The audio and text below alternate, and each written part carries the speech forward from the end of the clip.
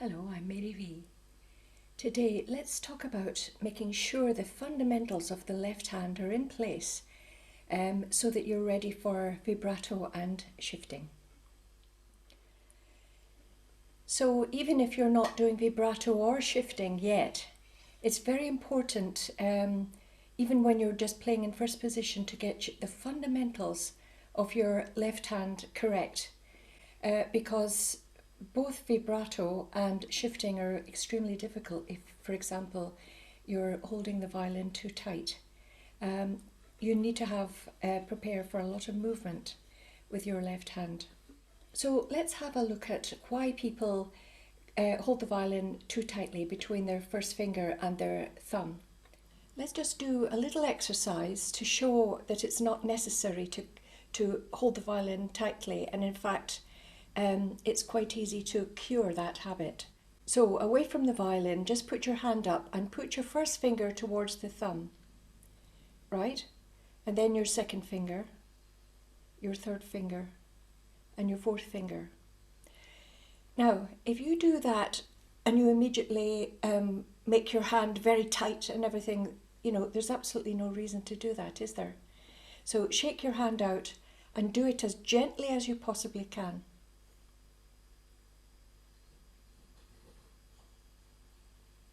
So you're teaching your fingers that they can move, they can go up and down without any strain, without any clutching, without any tightening. Okay?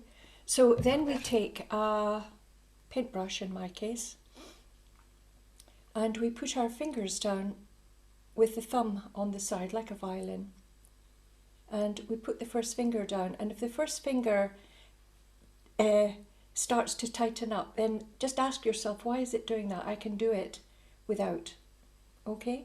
So just keep saying, I can do it very, very gently, without clutching, without tightening up. So do that with all your fingers. And as you do this, keep observing whether your hand tightens up or not, and keep it all very, very gentle. You've proved to yourself that you don't need to tighten up the muscles, clutch the fingerboard, hold on to the neck for dear life. You've proved that the actual movements of the fingers are quite possible without doing any of that. So now it's time to get your violin and test it out. So same thing, you've got to observe.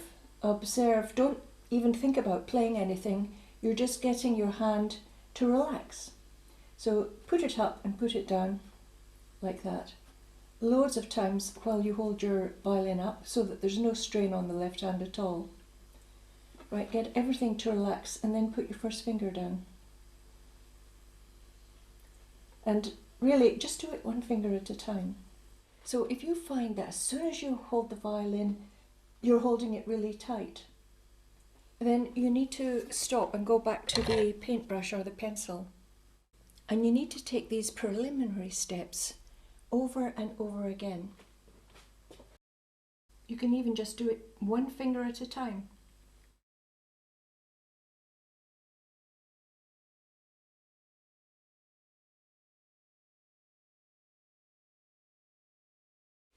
And do exactly the same on the violin. So the next issue is touching the fingerboard, the neck, with the side of the hand here, which is what we do when it's an open string. So we touch with the thumb and the inside of the first finger, but when we put our fingers down, we create a little space. So really, you want two parts of your hand to be touching the neck at one time. So the thumb is always touching, and it's either the inside of the first finger or the tip. But if you try to play with all three, there's three parts touching, and really you can feel how restricting that is. So that's why practice that little movement over and over again between the inside of the first finger and putting the first finger down and creating a little gap. I mean, it's a tiny little movement. It's very subtle, but it's very necessary.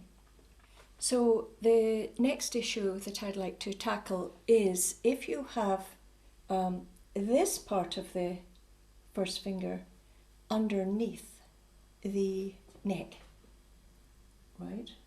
So that your hand looks a bit like this. That is not a good position to be in, to hold up the violin like that, using this part of the first finger. It curls the first finger round like this, and it makes it extremely difficult to play with your other fingers. That's really not a good position to have at all. Allow your hand to just slide up, but don't hold the violin underneath like that. Slide up, put your first finger down, and off again. So that needs to be repeated over and over to get out of the habit of holding the violin with the hand like that, because your fingers can't move properly, they can't go down properly, and it leads to a lot of strain and clutching. Now, why are these issues so incredibly important for you to get right and to spend time getting them right? It's because vibrato is only possible if your hand can actually move. And if you're clutching and holding on to the neck far too tightly, you're going to find it extremely difficult to allow your hand to move. If you're holding on to the violin with the bottom of the first finger, vibrato is almost impossible like that. And then again, shifting needs to have looseness. These fundamentals are so crucial, and as we practice, we tend to develop more and more habits which happen very, very quickly, and unless we're vigilant, it can take quite a long time to undo these things.